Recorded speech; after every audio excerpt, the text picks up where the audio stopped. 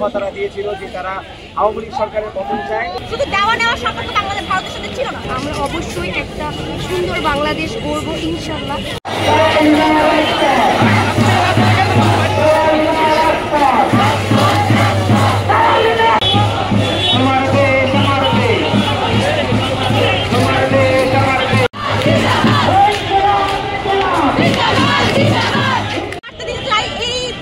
বাংলাদেশের যে ইতিহাস, বারবার রক্ত দেওয়ার ইতিহাস, এই 24 জুলাই বিপ্লবের পরে বাংলাদেশের সাধারণ জনগণকে 38 বছর 50 বছর পরে গিয়ে যাতে দেশকে তৃতীয়বারের মতো স্বাধীন করার জন্য যাতে রক্ত দিতে না হয়, এই 24 জুলাই বিপ্লব যাতে অব্যাহত থাকে, এই বিপ্লবের ধারাবাহিকতা যাতে অব্যাহত থাকে, সেইটার লক্ষ্যে সবাই নিজ নিজ জায়গা থেকে কাজ করবেন এবং দেশকে সুনির্দিষ্ট গতিতে এগিয়ে নিয়ে যাবেন, মানে দেশের উন্নতি সাধনের জন্য।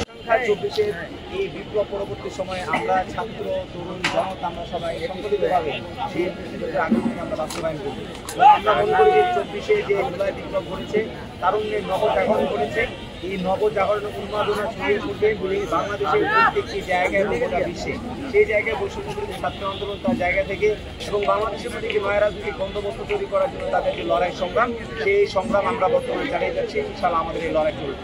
আলহামদুলিল্লাহ, আমরা খুব সুন্দর মতো বিজয় উদযাপন করছি। আমরা এখন বুঝতে পারছি যে আমাদের শহীদদের যে কত মর্যাদা। আসলে আগে যখন 16 ডিসেম্বর হতো, আমি এখন এবারের মতো এত কোনো জায়গায় যেতাম না, আমি বাসায় থাকতাম, তো এত করতাম না 16 ডিসেম্বর এই আর কি। কিন্তু এখন আমি 24 গণ অভ্যুত্থানের পর বুঝতে পারছি আমাদের শহীদদের মর্যাদা কতটুকু। আমরা 24 বিজয় যদি না দেখতাম তাহলে আমরা বুঝতাম না। আমাদের 71-এর সাথে 24 অনেক মিল রয়েছে। আমরা অনেক ভাই বোনদের হারিয়েছি, তার ভাই বোনদের হারিয়ে আমরা এই স্বাধীন বাংলাদেশ পেয়েছি। বাংলাদেশে আমরা অবশ্যই একটা সুন্দর বাংলাদেশ গড়ব। আমার শুধু শিক্ষার্থী ভাই বোনের না, সারা বাংলাদেশের মানুষের চাওয়া যেন বাংলাদেশটা সুন্দর একটা বাংলাদেশ, কোনো দাঙ্গা যেন না হয় বাংলাদেশে। আমরা অবশ্যই একটা সুন্দর বাংলাদেশ গড়ব ইনশাআল্লাহ।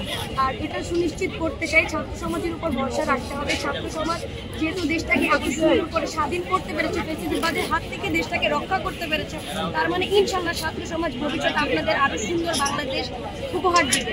আসলে বাংলাদেশের সাধারণ মানুষের গত 54 বছরে আসলে এই বিজয়টা উদযাপনটা শুধুমাত্র একটা গোষ্ঠী, একটা দল, একটা পরিবার কেন্দ্রিকভাবে করা হয়েছিল এবং দেশের মানুষের সাধারণ মানুষের যে একটা আনন্দ উল্লাস, বিজয়ের স্বাদ, সেটা মানুষজন পায়নি। এখন এইবার 24 এই জুলাই বিপ্লবের পর প্রথমবারের মতো, আমি বলতে চাই প্রথমবারের মতো বাংলাদেশের সর্বস্তরের মানুষজন স্বাধীনতার পূর্ণ স্বাদ উপভোগ করছে।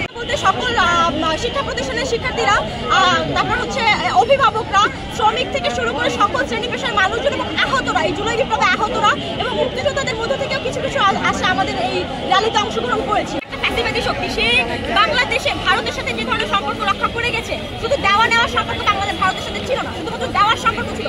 ভারতকে খুশি করার জন্য বাংলাদেশের নানাবিধ সমস্যার সম্মুখীন হয়েও তারা ভারতকে সহযোগিতা করেছে। এটা কখনোই একটা প্রতিবেশী দেশ হিসেবে কাম্য নয়। এবং ভারত আমাদের উপর যে ধরনের দাদাগিরির সম্পর্ক ফলাতে চায়, তার যে ধরনের দাদাগিরি দেখাচ্ছে আমাদের উপর চোখরাঙার সম্পর্ক, এটা বাংলাদেশের সাধারণ জনগণ কোনোভাবেই মেনে নেবে না। এবং বাংলাদেশের উপরে যদি কোনো পরাশক্তির চোখ লাগায়, সেই চোখ উপড়ে ফেলে দিবে বাংলাদেশের জনগণ।